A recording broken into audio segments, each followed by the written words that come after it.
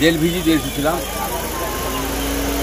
আমাদের আসামি যেন কোনো রকম ত্রুটি না থাকে, কেউ দোষী নির্দোষী আছে, যারা ধরা পড়েছে তাদের যেন কোনো অসুবিধা না হয়।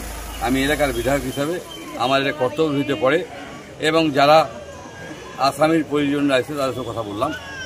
আমরা চাই যারা নির্দোষ লোক আছে তারা ছাড়া পাক এবং যারা দোষী তারা থাকবে, যারা রেডি করেছে তারা থাকবে, বাকি মানুষ যেন রেহাই পায়। এবং জেলে কেমন অবস্থায় আছে আমরা মানুষ মানবিক রূপে আমি দেখতে এসেছি যে তাদের কোনো অসুবিধা হচ্ছে না।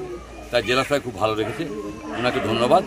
সমস্ত জেলের মানুষ সবাই বলো জেলে কোনো ত্রুটি করছে না, ভালো আছে।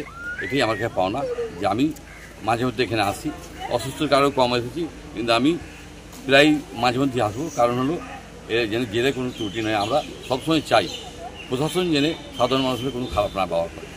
জেলে তারা সংশোধন আছে, তারাও মানুষ হিসেবে আমি এসেছি যে তাদের কোনো রকম ত্রুটি হচ্ছে না, তাই আমি জেল দিচ্ছি। কতজন আছে ভেতরে? আপনি তো ভেতরে দেখুন 300 প্রায় 300 কাছাকাছি, 202 এর কাছাকাছি আছে, 302 আছে এবং জেলের ক্যাপাসিটি একটু কম আছে। আমরা এটা সুপারিশ করবো জেলটাকে একটু বড় করা হয়। সেই জন্য আমি কারামন্ত্রীর সাথে কথা বলবো যে যেন জেলের একটু বড় ব্যবস্থা করা হয়। অনেক সময় রুগী এই আসামি বেড়ে গিয়ে অনেক সময় হয়ে যায় এবং আমরা সবসময় চাইব যে মানুষ নির্দোষ মানুষেরা যেন জেল না কাটে, সেই ব্যবস্থাটা আমরা করছি।